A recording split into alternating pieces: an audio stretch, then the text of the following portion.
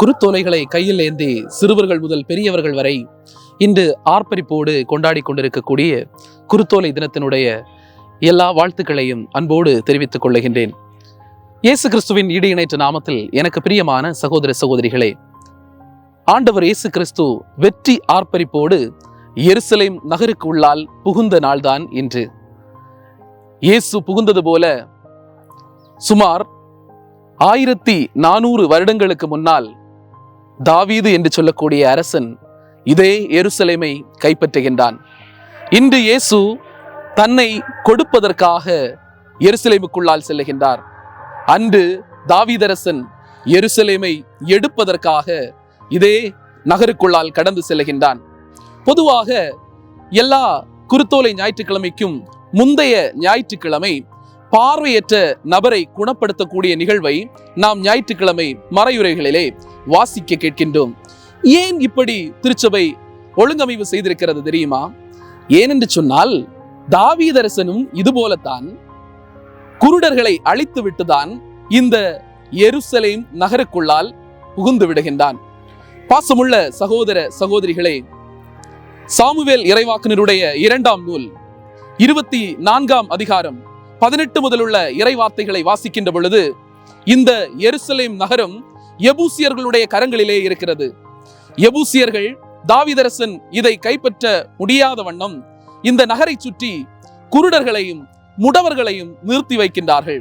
ஆனால் தாவீதரசன் இந்த நகருக்கு தண்ணீர் செல்லக்கூடிய குழாய் வழியாக உள்ளே சென்று இந்த நவீன காலத்தை போல மிக நுட்பமாக இந்த போரிலே வெற்றி கொள்ளுகின்றார். முதலில் அவர் செய்தது என்ன தெரியுமா?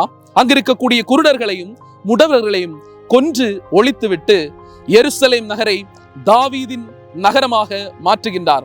அங்கு தன்னுடைய அரண்மனையை ஏற்படுத்துகின்றார். அதே நகரில் ஆண்டவருக்கும் ஒரு இடம் வேண்டும் என்பதற்காக ஆண்டவருடைய நகராக எருசலேம் தேவாலயத்தையும் அதே இடத்தில் எழுப்புவதற்கு அவர் முயற்சி செய்கின்றார். இயேசுவை சற்று கூர்ந்து பாருங்கள். இன்று இயேசு அதே நகருக்குள்ளால் செல்லுகின்ற பொழுது குருடர்களை அழிக்கவில்லை, முடவர்களை அழிக்கவில்லை, மாறாக முடக்குவாதத்தை அழிக்கின்றார், குருட்டை அழிக்கின்றார். நாம் கற்றுக்கொள்ள வேண்டிய பாடம் இதுதான். மனிதர்களை வெறுப்பவர்கள் அல்ல, நாம் மனிதர்களுடைய தீ செயல்களை வெறுப்பவர்களாக இருக்க வேண்டும். பாசமுள்ளவர்களே, அன்னை தெரசா ஒரு முறை ஒரு பணக்காரருக்கு முன்னால் சென்று கையேந்தி தன்னுடைய பிள்ளைகளுக்காக கெஞ்சுகின்ற பொழுது அவருடைய கரங்களிலே உமிழ்ந்து விடுகின்றார். இது எனக்கு போதும், என்னுடைய பிள்ளைகளுக்கு தா என்று அடுத்த கரத்தை எடுத்து உயர்த்துகின்றார் அன்னை தெரசா. அந்த இடத்தில் அன்னை தெரசா வெறுப்பது அவருடைய அந்த நபரை அல்ல, மாறாக அவருடைய குணத்தை. அந்த குணத்தை திருத்துகின்ற பொழுது அந்த மனிதன் புனிதனாக மாறுகின்றான். பாசமுள்ளவர்களே, அதுபோல இன்று இயேசு வெறுக்க வேண்டியது என்று சொல்வது குணத்தை தான் தவிர மனிதத்தை அல்ல. மனிதத்தை நேசிக்கக்கூடியவர்களாக மாறுவதற்கு புதிய தாவீதாகிய இயேசு இந்த குருத்தோலை திருநாளிலே நமக்கு அழைப்பு விடுக்கின்றார். மனிதத்தை நேசிப்போம், மனிதத்தின் மாண்புகளை காப்போம், மனிதனை புனிதனாக மாற்றுவோம்.